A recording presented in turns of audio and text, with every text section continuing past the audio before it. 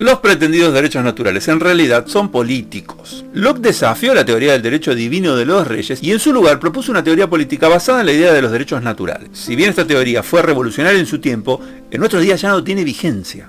¿O sí? Veamos un poco el contexto. En la Inglaterra del siglo XVII, el principal riesgo era que el rey, como soberano, gobierne con un poder absoluto sobre el Estado y sus ciudadanos, sin estar limitado por una constitución o un parlamento, detentando un control total sobre la toma de decisiones políticas, la administración del gobierno, los asuntos religiosos y fundamentalmente sobre la vida y la muerte de los súbditos. La Revolución Inglesa culminó con la ejecución del rey Carlos I. Locke proporcionó entonces las bases filosóficas para el proceso de reformas que iniciaron los liberales. Argumentó a favor de la limitación del poder gubernamental, el consentimiento del pueblo como fundamento legítimo del gobierno y la protección de los derechos individuales. Como puede observarse, este fue un proceso histórico de lucha política que poco tiene que ver con lo natural en sentido estricto. Entonces, ¿cómo entra la naturaleza en este argumento? Es que comienza por postular un estado de naturaleza del cual se deriva una ley natural. Para Locke existe un estado hipotético y prepolítico en el que los individuos viven antes de la formación de las sociedades y los gobiernos.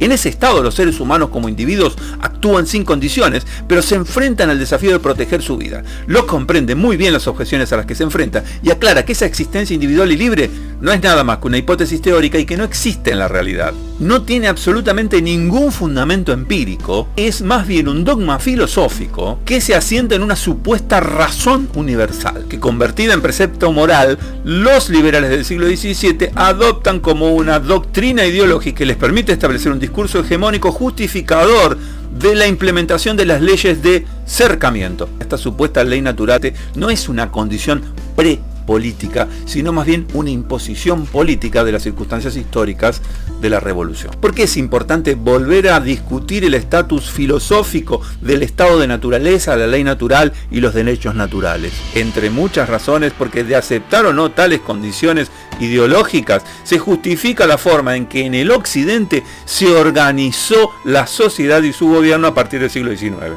Veamos cómo es esto.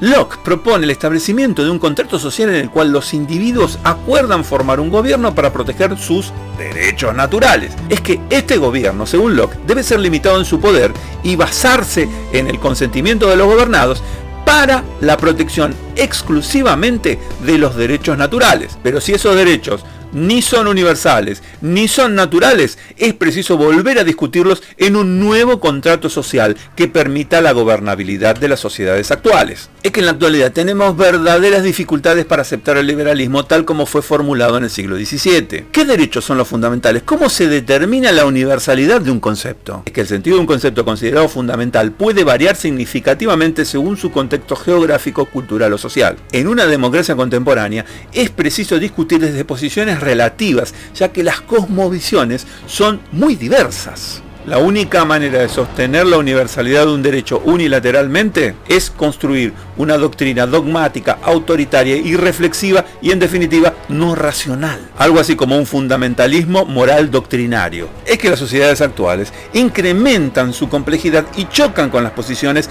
del liberalismo del siglo XVII, que hoy realmente resulta inflexible, excluyente y autoritario si pretende fundamentarse exclusivamente en los argumentos de Locke. Además, se vuelve ineficiente para gestionar la diversidad ética actual. Aunque Locke parece defender la igualdad natural entre los individuos, en realidad justifica la desigualdad al concebir la propiedad como privación, ya que en sociedades estructuralmente desiguales no es cierto que las personas obtengan el mismo resultado exclusivamente a partir de su esfuerzo individual. Las personas que nacen en contextos muy desfavorables tienen menos chances de acceder a bienes culturales de calidad. Otra cuestión discutible es la vindicación del individuo como gestor único del orden político. Esta perspectiva individualista ignora las complejidades de las comunidades y las relaciones sociales contemporáneas, que más bien se caracterizan por la hiperconectividad y la interdependencia global, tanto en cuestiones afectivas como en cuestiones económicas y financieras. En fin, en Occidente ya no es posible filosofar a favor de una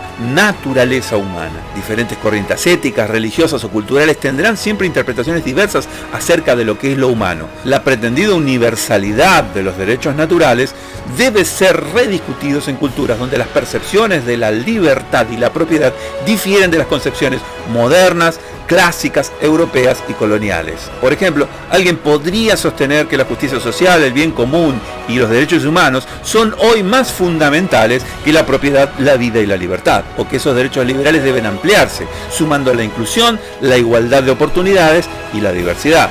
Para ello necesitaríamos un Locke que proponga un nuevo pacto social, sumamente más complejo y mucho más amplio. Lo que de ningún modo debería suceder es que surja una doctrina política e ideológica que defienda pretendidos postulados racionales del siglo XVII como si fueran dogmas de fe irracionales en pleno siglo XXI.